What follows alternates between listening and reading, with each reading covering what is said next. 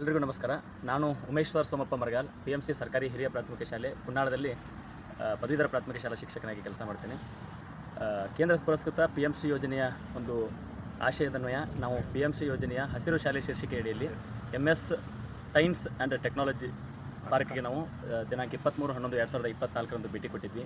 ಏನು ಕೇಂದ್ರ ಸರ್ಕಾರ PMC ಯೋಜನೆ ಅಡಿಯಲ್ಲಿ ವಿದ್ಯಾರ್ಥಿಗಳಿಗೆ ಅನುಭವಾತ್ಮಕ ಭೇಟಿಯ ಉದ್ದೇಶದ ನೆಪದಲ್ಲಿ ಮಕ್ಕಳಿಗೆ ಹ್ಯಾಂಡ್ಸ್ ಆನ್ ಎಕ್ಸ್ಪೀರಿಯನ್ಸ್ ಅಂದರೆ ಅವರು ಅನುಭವಿಸಿ ಕಲಿತಕ್ಕಂಥ ಅವಕಾಶಗಳನ್ನು ಕಲ್ಪಿಸಿದೆ. ಅಂಥ ಒಂದು ಅವಕಾಶವನ್ನು ವಿದ್ಯಾರ್ಥಿಗಳಿಗೆ ಕಲ್ಪಿಸ್ತಕ್ಕಂಥ ನಿಟ್ಟಿನಲ್ಲಿ ನಾವು ಈ ಒಂದು ಪಾರ್ಕಿಗೆ ಭೇಟಿಯನ್ನು ಕೊಟ್ಟಿದ್ವಿ. ಖಂಡಿತವಾಗ್ಲೂ ಕೂಡ ಈ ದಿನಗಳಲ್ಲಿ ವಿದ್ಯಾರ್ಥಿ ಸ್ನೇಹಿ ಚಟುವಟಿಕೆಗಳಿಗೆ ಪೂರಕವಾಗಿರ್ತಕ್ಕಂಥ ಒಂದು ವಾತಾವರಣವನ್ನು ಈ ಪಾರ್ಕ್ನಲ್ಲಿ ನಾವು ಕಾಣ್ಬೋದು.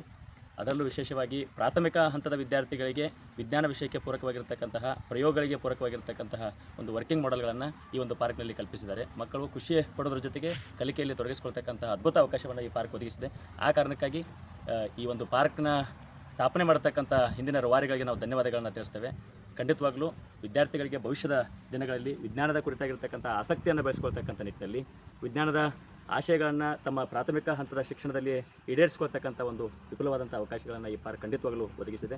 ಆ ಕಾರಣಕ್ಕಾಗಿ PMC ಯೋಜನೆಯಲ್ಲಿ ಕರ್ನಾಟಕ ರಾಜ್ಯಾದ್ಯಂತ ಸುಮಾರು 478 ಶಾಲೆಗಳ ಆಯ್ಕೆಯಾಗಿದ್ದಾವೆ. ಆ ಎಲ್ಲ ಶಾಲೆಗಳ ಪ್ರಧಾನ ಗುರುಗಳಿಗೆ ಮತ್ತು ನೋಡಲ್ ಶಿಕ್ಷಕರಿಗೆ ನಾನು ಈ ಮೂಲಕ ಮನವಿಯನ್ನು ಮಾಡ್ತೇನೆ. ಖಂಡಿತವಾಗಲೂ ನೀವು ಒಂದು ಸ್ಥಳಕ್ಕೆ ಭೇಟಿ ಕೊಟ್ಟರೆ ನಿಮ್ಮ ನಿರೀಕ್ಷೆಗೂ ಮೀರಿದಂಥ ಒಂದು ಫಲಿತಾಂಶವನ್ನು ಈ ಒಂದು ಪಾರ್ಕ್ನಲ್ಲಿ ತಾವೆಲ್ಲರೂ ಕಾಣ್ಬೋದು ಅಂತಕ್ಕಂಥ ಮಾಹಿತಿಯನ್ನು ಒದಗಿಸ್ತೇನೆ. ಅದರ ಜೊತೆಗೆ ಸಕಾರಾತ್ಮಕ ಬದಲಾವಣೆಗೆ ಸ್ಪಂದಿಸ್ತಕ್ಕಂಥ ಮನಸ್ಸುಗಳ ಜೊತೆಗೆ ನಾವು ಕೂಡ ನಿಲ್ಲೋಣ.